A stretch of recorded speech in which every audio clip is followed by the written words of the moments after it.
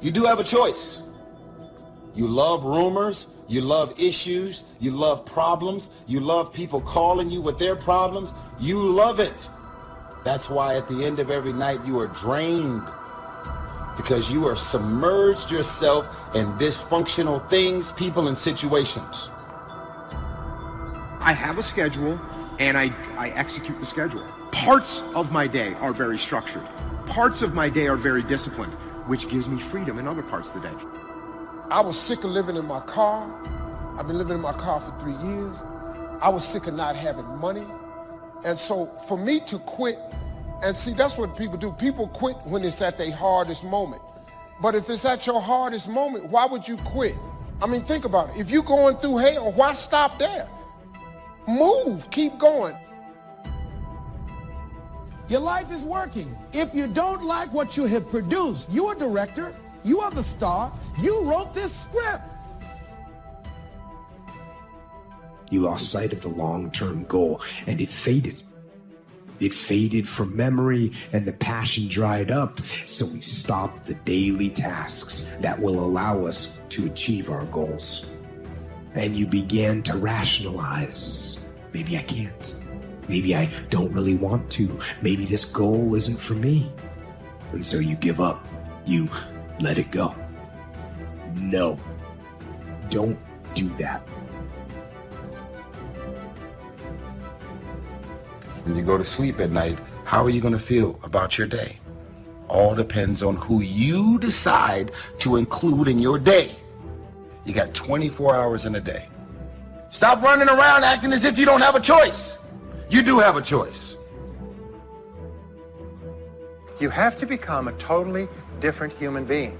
In order to achieve something you've never achieved before, you have to become someone you've never been before. It's the qualities that you need to develop, qualities on the inside, incredible qualities that make you a vastly better person.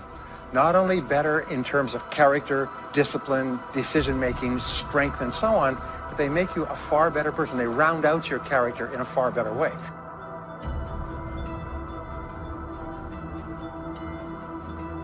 It's a new day. And it's a new day, it's got to be a new you. A lot of people have thrown in the towel, have forgotten how we got here. We rather walk in dignity rather than ride in shame. It's not the experience that's the best teacher. It's reflection turns experience into insight. Well, we get good at that by understanding that experience isn't enough. After every experience, I have to pull away and I have to ask myself, okay, what did I learn from that?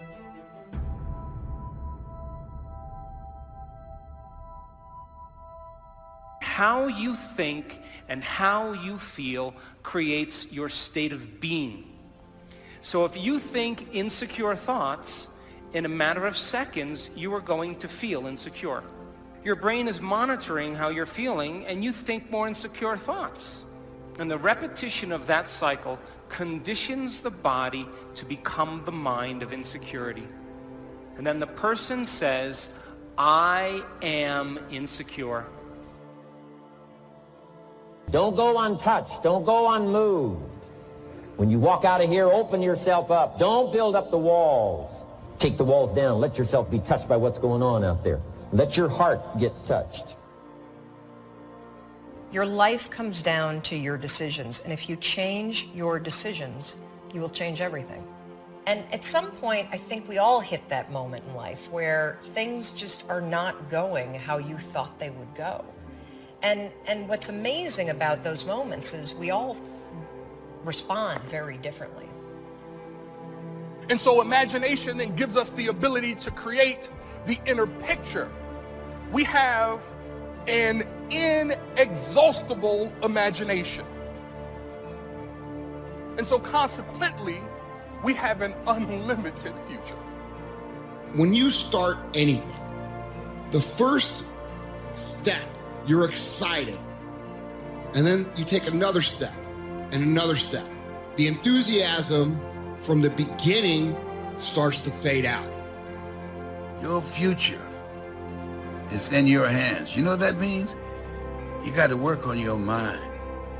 Fortify yourself. You got to upgrade upgrade, level up your skill set. You want to be in a community of collaborative, supportive relationships that's going in your direction. And anybody that don't have the mindset that you have, let them go. Like you could actually learn faster and actually have an ease, a confidence, be able to succeed, but also have this level of harmony inside of yourself, this clarity of thought. Sharpen the saw. The metaphor here is if you have all this wood to cut and you have a saw with a dull blade, when do you want to sharpen it? Because a lot of people are going to work hard, is going to work a lot harder, and they're have to sweat and perspire and work 3 or 4 times harder when they could have sharpened their saw. If you want to begin to make your stuff happen for you, I think that it's very important that you start trusting yourself. Listen to yourself. Don't try and make everything logical. There's some things about life that defies logic, that you just can't explain how the outcome is going to be.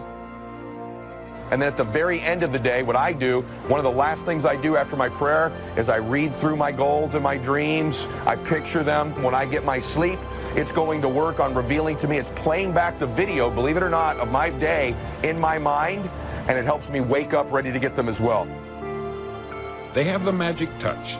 You've heard them say that about someone. Everything he touches turns to gold. And have you ever noticed that a man who becomes successful tends to continue to become successful? It's because of goals. Some of us have them, some don't.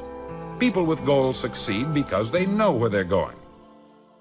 At some point, we all bought into this lie that you got to feel ready in order to change. At some point, you're going to have the courage. At some point, you're going to have the confidence. And it's complete garbage. And so there are so many people in the world, and you know, you may be watching this right now, and you have these incredible ideas, and what you think is missing is motivation. And that's not true.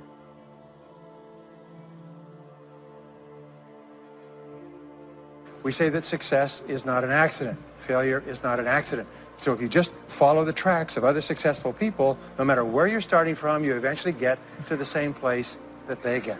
The 2 most important things we need to have to be happy and healthy is a sense of control, things are happening for a reason, and a sense of coherence, a feeling that things fit together.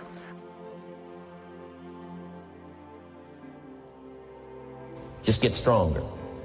Get better. We've all got those personal winters. I'm asking all of you to get better in spite of the winters, in spite of the downturn. The money downturn, the social downturn, the personal downturn, whatever it is. The key is not to wish for a better winter. The key is to wish for more strength, more wisdom, more courage, get better, get wiser, get stronger.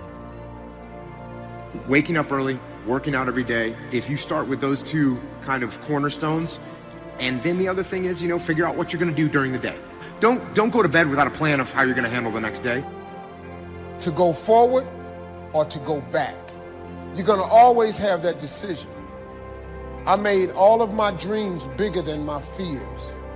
So when I felt like quitting, the results would have been devastating to the goal I was trying to attain. My motivation was, I was just exhausted from poverty.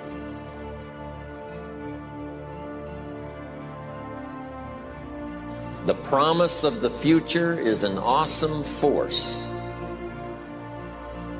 We look back for experience, but we have to look forward now for inspiration.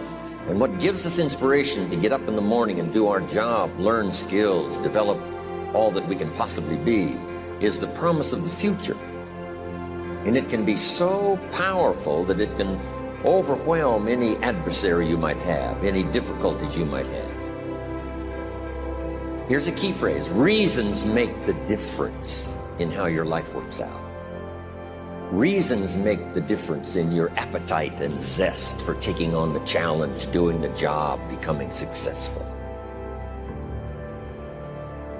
Mr. Schoaf said, if you have enough reasons, you can do the most incredible things. You can get through the most difficult day. You can overcome the most unbelievable challenges if you have enough reasons. And so he said to me, if you haven't got a list of your goals, Mr. Rohn, it's probably because you don't have enough reasons. He said, I'm sure since I've met you, you have enough intelligence, And he said, you have enough good health. And he said, you have, you know, all of those things working for you. But here's what you must work on now is to have enough reasons. Looking into the future, developing reasons. Okay. Now here's a note to make. It's important to make sure that the greatest pull on your life is the pull of the future. Some people let the past pull them back. The past can be like gravity if you let it to pull you back. Some people live in the past. They live in the darkness of the past. They live in the mistakes of the past. They live in the discouragement of the past. They didn't make it, you know, and that affects them for the rest of their life, living in the past. So we don't want the past to pull us back, to live in the past. So make this note. Dreams and goals can become magnets. Dreams and goals can become magnets.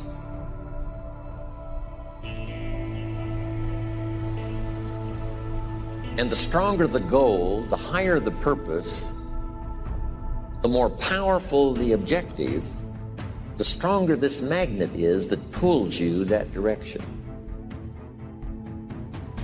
Now, not only does your goals and your objectives pull you that direction, here's what they also do. They pull you through. They pull you through all kinds of down days. They pull you through a difficult time. It'll pull you through some winter of your life. Some people get lost in the confusion of the day simply because their goal is not right enough to pull them.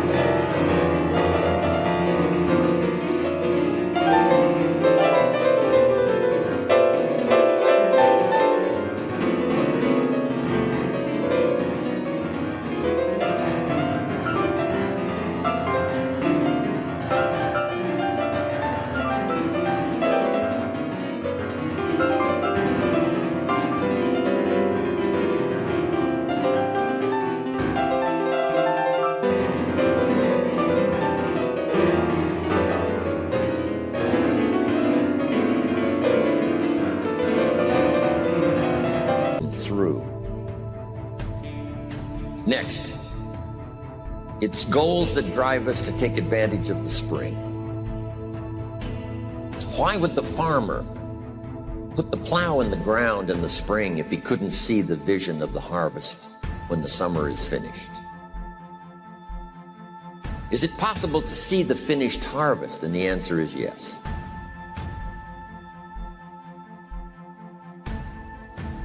We do that simply by faith. Key phrase, faith is the ability to see things that don't yet exist.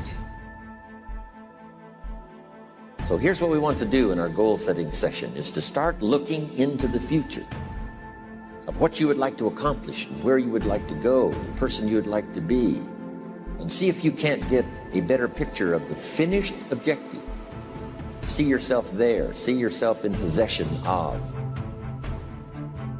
For your dreams to greatly influence you, for the future to pull you, your future must be well planned. There are two ways to face the future. One is with apprehension, the other with anticipation. Guess how many people face the future with apprehension? Why? They don't have it well designed. And without really thinking about it, they have probably bought someone else's view of how to live. You will face the future with anticipation when you have planned a future you can get excited about, when you have designed your future results in advance. In this way, the future will capture your imagination. It will exert an enormous influence on you. And to design your future, you must have goals. Well-defined goals are like a magnet.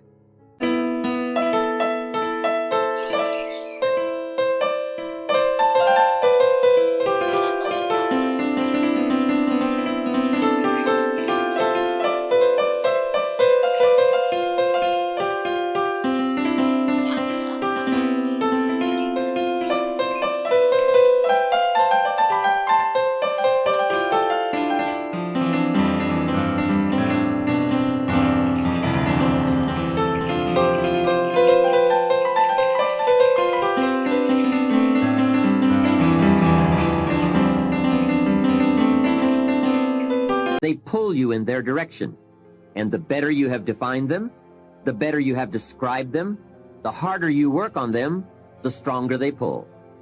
And they pull you through all kinds of difficulties too. Without goals, it is easy to let life deteriorate to the point where you're just making a living. It is not difficult to get trapped by economic necessity and settle for existence rather than substance. We all have a choice. We can either make a living or design a life. Now we're going to take some time to actually start designing the next 10 years of your life. We're going to start setting your goals. Goal setting is one of the most important skills to develop if you want to design your future. I'm going to give you enough homework not only to keep you busy for the rest of your life, but also to help you create the kind of life you may have always dreamed about living, but never believed possible. So let's get on with it. The sooner you exert the discipline, the sooner you will be enjoying the results. Once the results start to come, believe me, you won't mind the hard work and discipline it's going to take. Now, get a sheet of paper, and at the top of it, write the words, long-range goals. I'm going to ask you some questions, and I want you to jot down the answers. If you don't have paper and pen handy, follow along with me now anyway, just listening. Then later, listen again when you can write down your ideas.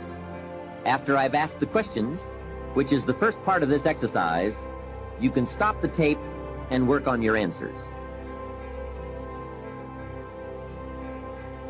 Entitle this part of it now, Workshop. And under the workshop, I'm going to ask a series of questions, and it's going to...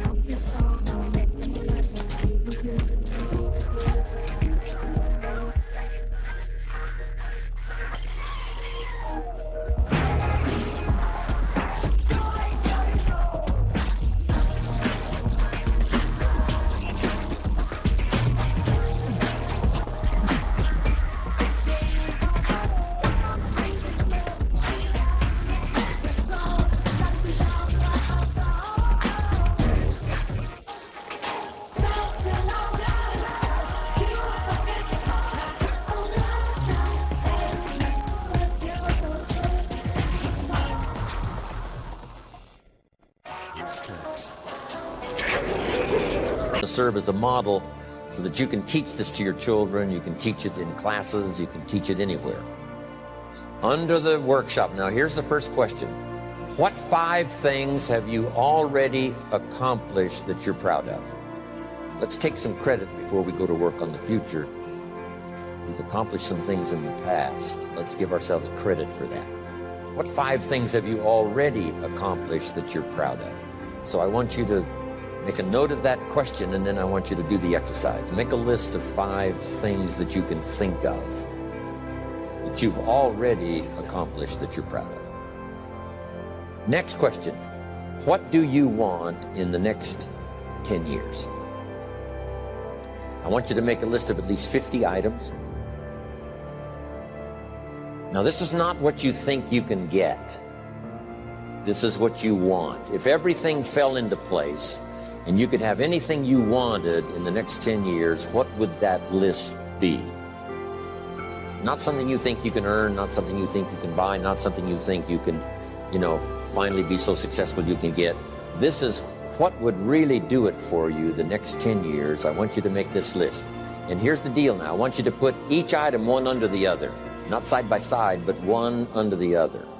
Just let your dreams, run free here. Not what you think you can get, but what you want. If everything fell into place, you could have whatever you wanted the next 10 years, what would that be? Little things, major things, insignificant things, doesn't matter. Just make the list. To help you get started with your list, consider these questions. What do I want to do? What do I want to see? What do I want to be? What do I want to have? Where do I want to start? We just continue and just begins tonight.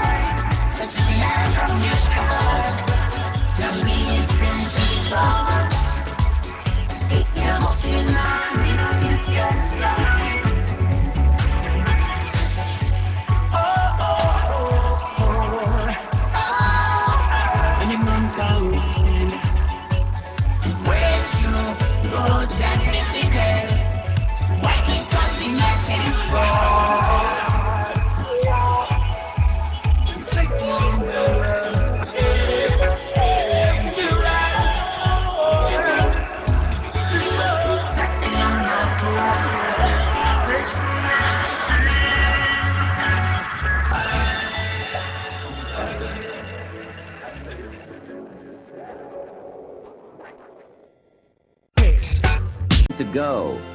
And what would I like to share? Now, with these thought starter questions in mind, answer the basic question. What do I want within the next 1 to 10 years? See how many things you can write down. At this point, don't take the time to describe in detail everything you want. This is the time for you to let your thoughts pour, to write fast and to abbreviate. Make the list as long as you possibly can. Try to write down at least 50 items, 50 things you want within the next 1 to 10 years. These are long-range goals. Spend about 12 to 15 minutes on this. The key is to put everything on your list. Now, the key is to take it out of your head and put it on paper. You know, you can dream about what you want, but when you start committing it to paper, now it more formalizes. Information now starts to make a composite of an idea. And ideas can turn into hotels, ideas can turn into enterprises, ideas can turn into a fabulous career. We need the information, we need the stimulation.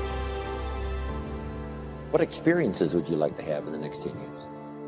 Parachute out of an airplane, star in a movie, start a new family, learn to play a musical instrument, try a new sport. What do you want for your children? That's a whole list in itself. Education, places you want to take them. Some changes you'd like to make, some habits you'd like to drop, some new ones you'd like to acquire. You might make a list of the people you want to meet over the next 10 years.